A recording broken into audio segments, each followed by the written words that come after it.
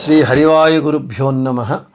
ఓం వందే విష్ణుం నమామి శ్రియమథ చ భువం బ్రహ్మవాయూ చ వందే గాయత్రీం భారతీం తామపి గరుడమనంతం భజే రుద్రదేవం దేవీం వందే సుపర్ణీమహిపతిదయితాం వారుణీమప్యుమాం తాం ఇంద్రాదీన్ కామముఖ్యానపి సకలసురాన్ తద్గురూన్మద్గురూంశ్చ అభ్రమం భంగరహితం అజడం విమలం సదా ఆనందతీర్థమతులం భజే తాపత్రయాపహం జలజ్యేష్ఠనిభాకారం జగదీశపదాశ్రయం జగతీతల విఖ్యాతం జగన్నాథగురుం భజే పృథ్వీమండలమధ్యస్థాః పూర్ణబోధమతానుగాః వైష్ణవాః విష్ణుహృదయాః తాన్ నమస్యే.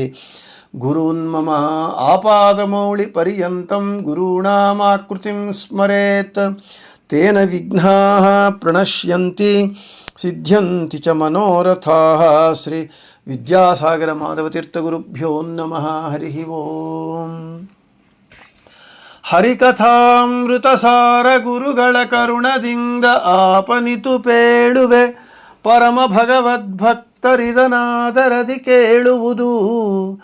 ಶ್ರೀರಮಣಿಕರ ಕಮಲ ಪೂಜಿತ ಚಾರು ಚರಣ ಸರೋಜ ಬ್ರಹ್ಮ ಸಮೀರವಾಣಿ ಫಣೀಂದ್ರ ವೀಂದ್ರ ಭವೇಂದ್ರ ಮುಖ ವಿನುತ ನೀರಜ ಭವಾಂಡೋದಯ ಸ್ಥಿತಿ ಕಾರಣನೆ ಕೈವಲ್ಯದಾಯಕ ನಾರಸಿಂಹನ ನಮಿಪೆ ಕರುಣಿಪುದಮಗೆ ಮಂಗಳವ.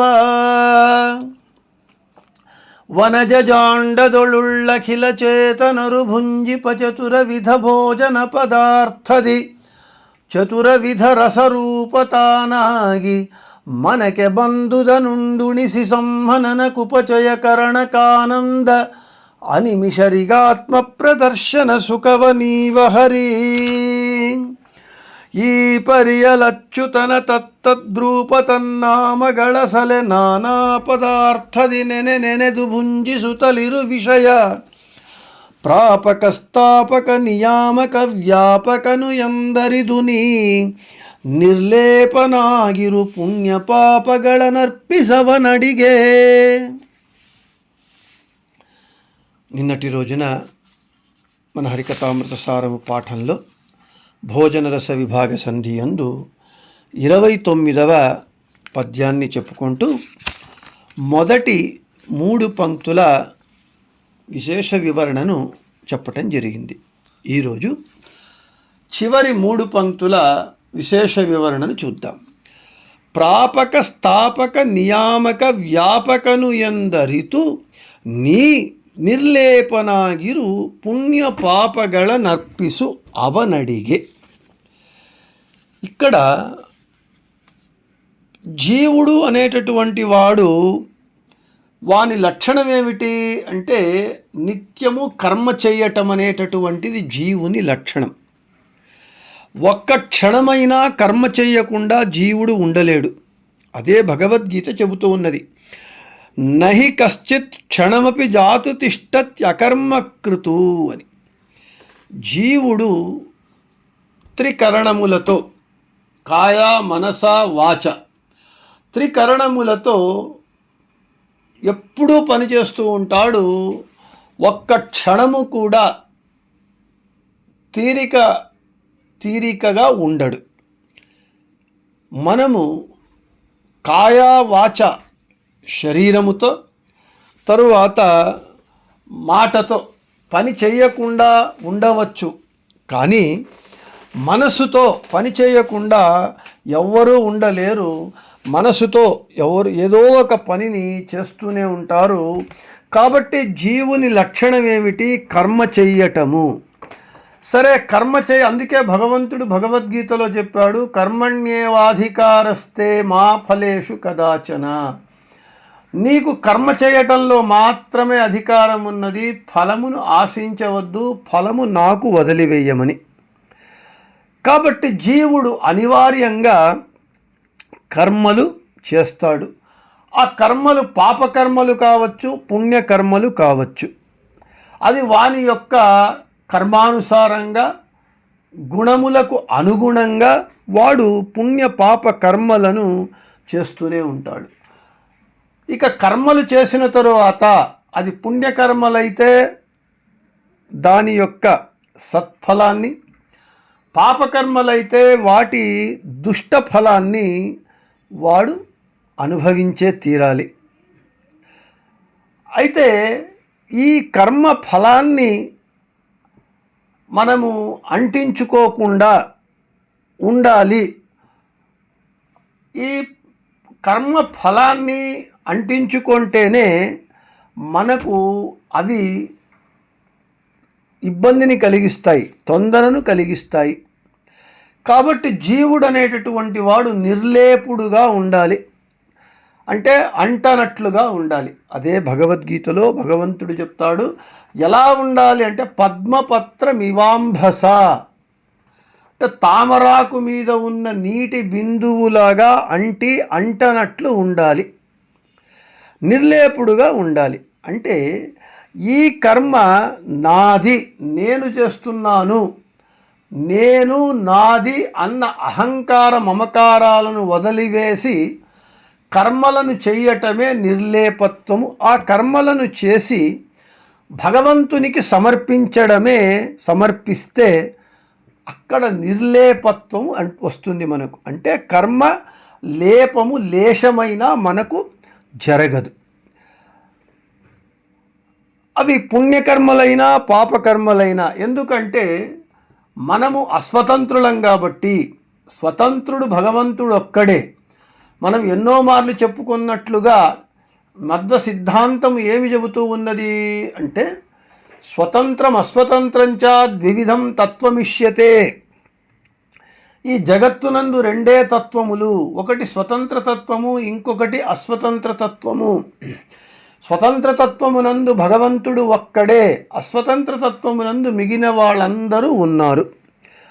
అస్వతంత్రుడు అంటే అన్ని విధాల, చివరికి ఊపిరి తీసుకోవడానికైనా, ఊపిరి వదలడానికైనా, కదలడానికైనా, మెదలడానికైనా, దేనికైనా మనము అస్వతంత్రులం. స్వతంత్రుడైనటువంటి భగవంతుడు మన హృదయ కమలమునందు బింబరూపి అయి ఉండి వాడు మాట్లాడిస్తే మనము మాట్లాడగలము, నడిపిస్తే నడవగలము. కాబట్టి ఏమి మనము పుణ్యకర్మలైనా పాపకర్మలైనా మనము చేయడానికి అస్వతంత్రులం. కాబట్టి మనలో భగవంతుడు సర్వతంత్ర స్వతంత్రుడై బింబరూపిగా ఉండి వాడు మన కర్మానుసారంగా మన స్వభావ గుణానికి అనుగుణంగా వాడు పాప పుణ్య కర్మలను చేయిస్తాడు. అందుకే నాహంకర్త హరికర్త కర్మచాకిలం తథాపి మత్కృతా పూజ తత్ప్రసాదేన న అన్యథా అని చెబుతున్నారు. కాబట్టి ఈ కర్మ నేను చేసినది కాదు, ఈ కర్మ నాది కాదు. బింబరూపిగా ఉండి భగవంతుడు శ్రీహరియే నా చేత ఈ కర్మలను చేయిస్తూ ఉన్నాడు అని జ్ఞానానుసంధానముతో అదే చెబుతూ ఉన్నారు జగన్నాథదాసుల వారు. ನೀ ನಿರ್ಲೇಪನಾಗಿರು ಪುಣ್ಯ ಪಾಪಗಳ ನರ್ಪಿಸು ಅವನಡಿಗೆ. నీవు కర్మ లేపము కాకుండా నిర్లేపుడిగా ఉండు, నీ పుణ్య పాప కర్మలను వాని చరణారవిందములకు సమర్పించి. ఏ విధంగా? జ్ఞానానుసంధాన పూర్వకంగా. ఏ విధమైనటువంటి జ్ఞానము అంటే ప్రాపక స్థాపక నియామక వ్యాపకను ఎందరితూ.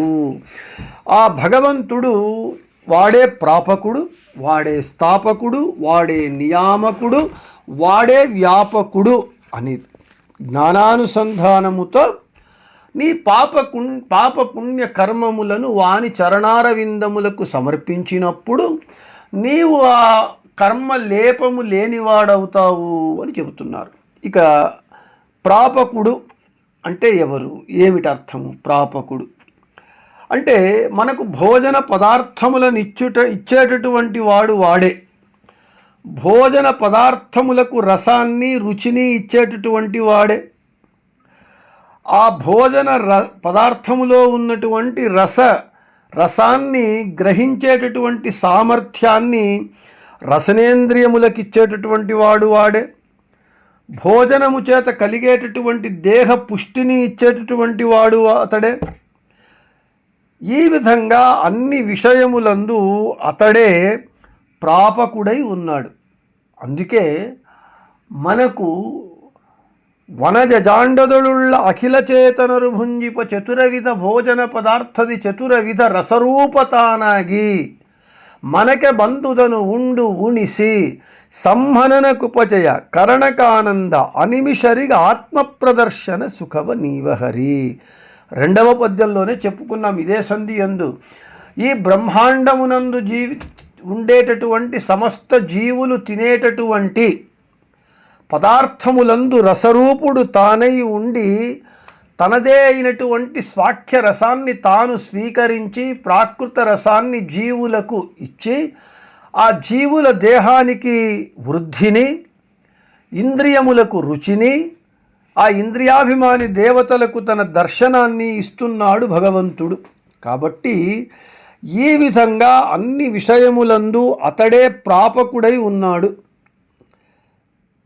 భగవత్ పూజారూపంగా మనము ఈ భోజన రూప యజ్ఞాన్ని మనము చేస్తే, భోజనము అనేటటువంటిది భగవత్ పూజ భగవద్ యజ్ఞము అని జ్ఞానానుసంధానపూర్వకంగా మనము భోజనం చేస్తే దాని వలన ఆ భోజనము చేయటం అనేటటువంటి కార్యము చేత సాధన కావించి మన చేత జీవులైన మనకు యోగ్యతానుసారంగా మోక్షాది స్థానములను ఇచ్చేటటువంటి వాడు భగవంతుడు. కాబట్టి వాడు ప్రాపకుడు అని పిలువబడుతూ ఉన్నాడు. అంటే అన్నింటా ఉండి. ఇక స్థాపకుడు. రసనేంద్రియము మనకు నాలుక. ఆ రసనేంద్రియము నాలుక జడ పదార్థము. దానికి ఇంద్రియాభిమాని దేవత ఉండాలి, తత్వాభిమాని దేవత ఉండాలి. ఆ రసనేంద్రియమునందు ఆ తత్వాభిమాని దేవతను స్థాపించేటటువంటి వాడు భగవంతుడు. సాధన అయిన తరువాత, లింగదేహము భంగమైన తరువాత మోక్షంలో జీవులను స్థాపించేటటువంటి వాడు భగవంతుడే.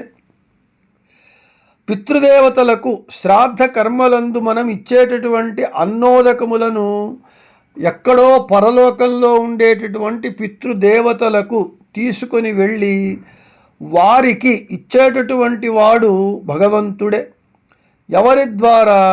ఆ ఇచ్చేటటువంటి కార్యంలో అనల యమ సోమాదులను స్థాపించేటటువంటి వాడు అతడే. ఇదే విషయము మనము ఇదే భోజన రస విభాగ సంధియందు 21వ పద్యంలో చెప్పుకున్నాం. మనము చేసేటటువంటి శ్రాద్ధ కర్మలందు మనం ఇచ్చేటటువంటి మన పెద్దలకు అన్నోదకాలను భగవంతుడే ఇస్తూ ఉన్నాడు అని. త్రినవతి స్వరూపాత్మక అనిరుద్ధను ಸದಾ ಯಜಮಾನನಾಗಿದ್ದನಲ ಯಮ ಸೋಮಾದಿ ಪಿತೃದೇವತೆಗಳಿಗೆ ಅನ್ನ ನೆನಿಪನ ಪ್ರದ್ಯುಮ್ನ ಸಂಕರ್ಷಣ ವಿಭಾಗವ ಮಾಡಿಕೊಂಡುಣಿಪ ನಿತ್ಯಾನಂದ ಭೋಜನದಾಯಿ ತುರ್ಯಾಹ್ವಾನಿ. ఈ విధంగా మనకు భగవంతుడు అన్ని చోట్ల తాను ఉండి స్థాపించి రసనేంద్రియములందు ఇంద్రియ తత్వాభిమాని దేవతలను స్థాపించేటటువంటి వాడు. సాధనానంతరము లింగదేహము భంగమైన తరువాత మనలను జీవులను మోక్షంలో పెట్టేటటువంటి వాడు. మనం ఇచ్చేటటువంటి అన్నోదకములను పితృదేవతలు పరలోకంలో ఉంటే వారికి తీసుకొని పోయి ఇచ్చేటటువంటి కార్యంలో స్థాపించేటటువంటి వాడు ఎవరిని? అనల యమ సోమాదులను భగవంతుడే. ఈ విధంగా భగవంతుడు స్థాపకుడు అని మనం తెలుసుకోవాలి. ఇక నియామకుడు. రసనము ఏమి 5 ఇంద్రియాలున్నాయి, జ్ఞానేంద్రియములు.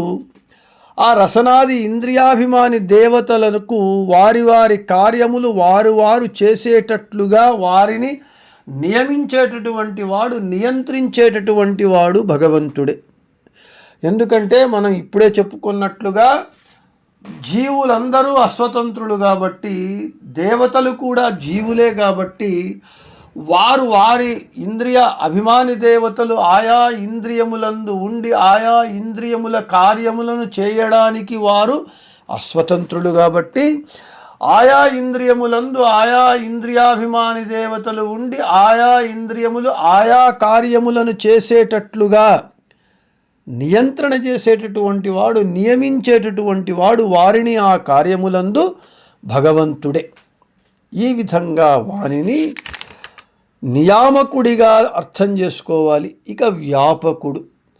ఈ భోజన రస విభాగ సంధిలో భోజన సంబంధమైనటువంటి విషయములందు, విషయ పదార్థములందు, సకల పదార్థములందు అంటే మనము తినేటటువంటి సకల భోజ్య పదార్థములందు, సకల రసములందు, సకల జీవులందు వ్యాపించి ఈ భోజనము చెయ్యటం అనేటటువంటి వ్యాపారాన్ని నడిపించేటటువంటి వాడే.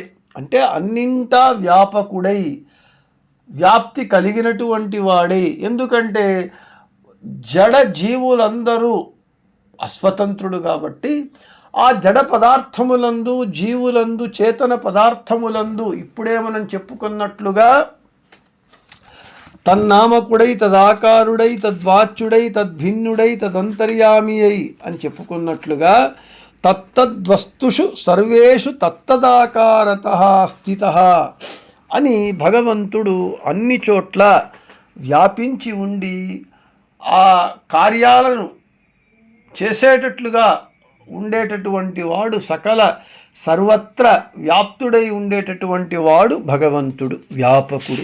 ఈ విధంగా ప్రాపక స్థాపక నియామక వ్యాపకను ఎందు అరితూ భగవంతుణ్ణి ఈ విధంగా తెలుసుకొని నీవు పుణ్య పాప కర్మలను వాడు చేయించిన కర్మలను వానికే సమర్పించి నిర్లేపనాగిరు అంటే కర్మ లేపము లేకుండా ఉండుము. దానితో నీవు దుఃఖరహితుడై ఉంటావు.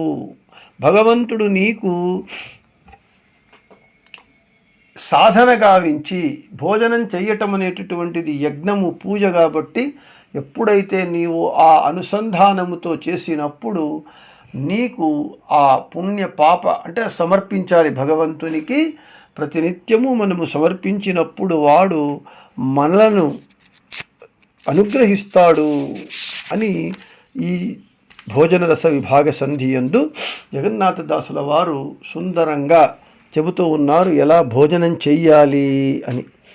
ఇక భోజన రస విభాగ సంధిని ముగిస్తూ 30వ పద్యాన్ని 5,89,100 105 రూపవధరిసి అని పద్యాన్ని చెబుతారు. 30వ పద్యము భోజన రస విభాగ సంధి మంగళ పద్యము.